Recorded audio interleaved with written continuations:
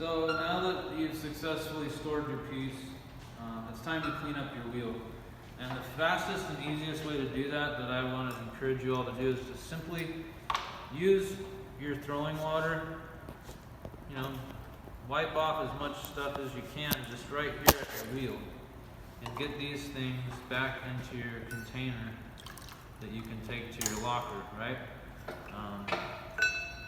Before you totally clean this off, you can use this stick and scrape the clay, put that back in there. You can even like wash your hands here if you want to and just rinse off in the sinks.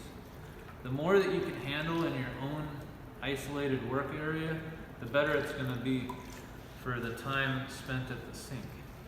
Again, this is going to be 17 people cleaning up at the same time. So you'll notice that there are 4 black tubs spaced out on that countertop over there. Those tubs will be full of water so that we have increased the space for people to wash and rinse. But I'd just say wash and rinse as much as you can right here. Notice I've got most of the stuff off my hands, I've got most of the stuff off my tools, and I can even get most of the stuff off my wheel, my splash pan. I can take care of that right here. I just spilled it all over the wheel, so I'll have to wipe that up too. If you get anything on the floor, you know, do your job. Just like, that wasn't mine, I'm just showing you. You can spot mop with this big sponge. This can just go right back where it was. First I'd probably at this time just go and put my clay and my tools into my locker and get them out of the way. This we can recycle. I'm going to put it in my bucket of water for the time being. So I'm going to clean all of this wheel off and get all of this clay into my bucket before I reattach the splash pan. So the same would be true for the electric wheels. I would say this is insufficient. Whoever cleaned this didn't do a very good job. There's still clay on it. But you want to wipe everything down. You want to wipe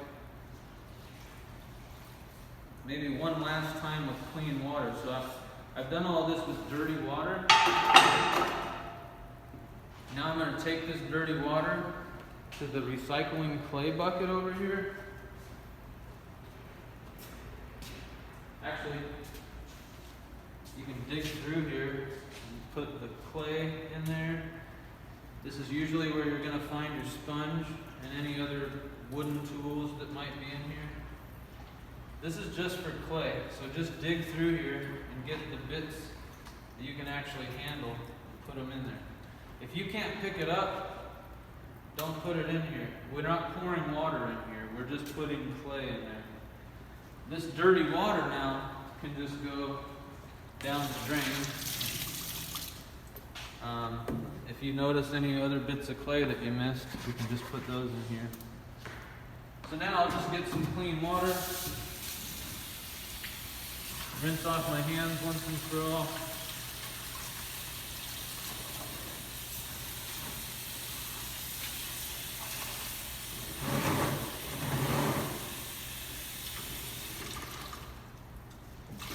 Now my sponge is nice and clean. I can just take this sponge that's rinsed. Do one last wipe down so that that's not just a bunch of dirty water that I had used. We want that to be ready for the next person. Don't leave the bucket in the sink though. Just rinse this out.